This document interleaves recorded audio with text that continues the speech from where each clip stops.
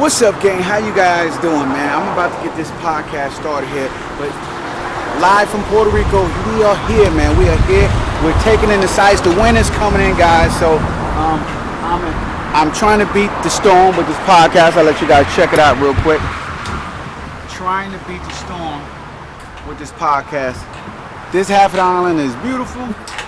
This half of the island is getting ready to set it off. So here we go, man. We are getting it in today. And I love the energy. The energy and the hospitality of the island is absolutely incredible. So we're going to get started, man. We're going to get started with this podcast because time is not on our side today. So we're just going to start over. What's up, gang? How you guys doing? It is Lieutenant Sound Blue, 28-year law enforcement veteran and the author of the Top 25 Mistakes en Route to the Good Life, coming at you today with my daily podcast on a beautiful, beautiful island of Puerto Rico. Right? This was amazing island, and the people here are incredible. The people here are incredible, loving, and the food is fantastic, man. So you can't beat it. I'll tell you that much. But in my podcast today, right, I just wanted to, in my notes real quick, I wrote some notes down today, and I wanted to go to my notes to talk about my podcast because I wrote a quote down a while ago, and I just happened to see it today, and I just wanted to put it out there, man. Put it out there to you guys, and throw my glasses here real quick. I may not even need my glasses. How about we do that?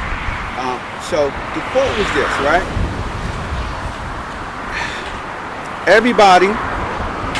Everyone buys books, few ever read them. Everyone wants growth, few accept pain. Everyone wants to be happier, few ever change, right? Intention is nothing without action, but action is nothing without intention. Progress happens when your intentions and your actions become the same thing. And I thought that was powerful, man. When I read that, I wrote that down in a book, and it came from the book Happy, Sexy Millionaire, right? So I'm always reading, trying to get some good information from books. A lot of people don't do that, right? But what I'm trying to tell you guys is this, right? When your actions meet your intentions, then you begin to progress forward. Then you begin to create life on your terms. Because that's what it's all about. It's about creating life on your terms, guys. And if you want to create the life that you want, you're going to have to put more than just dreams on the table, goals in a book, things you've written down. You're going to have to do way more than that. You're going to have to feel a little bit uncomfortable sometimes, right? And that uncomfortable feeling is not bad. See, a lot of people mistake the feeling of being uncomfortable with something bad. And I'm here to tell you guys that it is not bad. It is how you perceive it which makes it so. And you got to stop framing, and I learned this from one of my mentors, you have to start framing things that move you forward and that are positive in a negative frame set, you know, such as pain or hurt or discomfort or uncomfortable, and start framing it in a more positive and happier mindset. And that is what you guys have to do. You know, a long time ago, I used to frame working out as I work out, but I hate it, right? I hate to work out. I hate to get up in the morning. I hate to do push-ups. I hate to be going to the gym every day. I hate running on the treadmill. I hate dieting. And see how you frame all those things?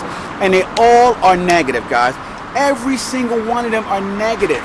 And you cannot, repeat, you cannot continually, consistently move forward if everything that you do in your life is based on pain and discomfort, right? So the reframe comes to this, right? The reframe comes in the form of what you get to do. And when you begin to shift your life away from other things and toward gratitude, I'm gonna take my hat off, guys. Away from other things and toward gratitude, right? Being grateful for things, you then begin to start to appreciate what you have, right? It's a difference between having to go to the gym today and getting to go to the gym today, right? It's a difference between getting up early, okay, so you can Kaizen, study whatever you're going to do in the morning towards your craft, put some effort in, as opposed to I get the opportunity to get up and study and work toward my craft. I make myself better, to improve, to move my life forward on my terms. So how you frame things will determine how your life turns out. And so another way to frame things, guys, as I think about it, is when you begin to talk about the same things to your circle of influence, right? And I know we're talking about the square frame, but we're also talking about the circle. So when you are talking about the circle of influence, you begin to bounce things off of people who you believe have your best interest in heart, right? And they could be family, they could be friends, they could be co-workers who you spend a lot of your time with during the day. And so you bounce things off of them, but I gotta tell you this, guys, and you need to understand this wholeheartedly. You need to understand that your circle of influence has one goal. And that one goal is to maintain the circle of influence. And I hope you guys understand that when I say it, right? Anything that breaks the integrity of the circle, your circle tries to either eliminate it or shift it back so that it benefits the circle of influence. And I learned this over time, and it's something that it took me some time to catch on. You know, my 20s, I didn't get it. My 30s, I didn't get it. When I was in late in my 30s, mid 30s, when my mentor started pounding it in my head about my circle of influence and the people I was around, I actually finally clicked on what he said. In the beginning, I just did it because he said it, right? But later on, when I finally understood why he said it, my life began to change, right?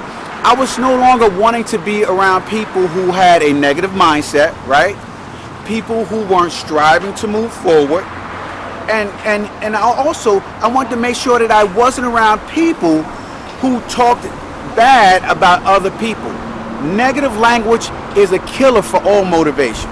And I don't care whether it's a joke or in jest or whatever it is. A lot of times I realize that when people are joking about talking about people, they're actually serious. This is something that they have a deep intention or a deep feeling about that they need to work through. And if that is you, right, if you're saying jokes that are off color and about people of different races, different genders, different religions, so on and so forth, and you're trying to make it into a joke, God, you got some deep thinking to do. You got to go really deep in yourself and figure out why you have these deep-rooted feelings toward these people. And most of the time, guys, the reason why you have these deep feelings is because you've never dealt with people on a one-to-one basis, right? When you begin to start to talk to people individually, right, you begin to notice that each individual has their own specific character. Their own specific character, not as a group, but as a person. And when you begin to learn to deal with people as people, individuals, then you begin to progress in your life when it comes to relationships. When I got this in my head, my life changed, right? I began to have quality relationships, quality friendships, quality all around, guys. And that comes from individualized attention. It comes from being the type of person that is willing to put in the extra work to get to know somebody, right? So that goes back to what I was talking about when it says action and intention, guys. Your actions and intentions have to go hand in hand in order to create that magic, that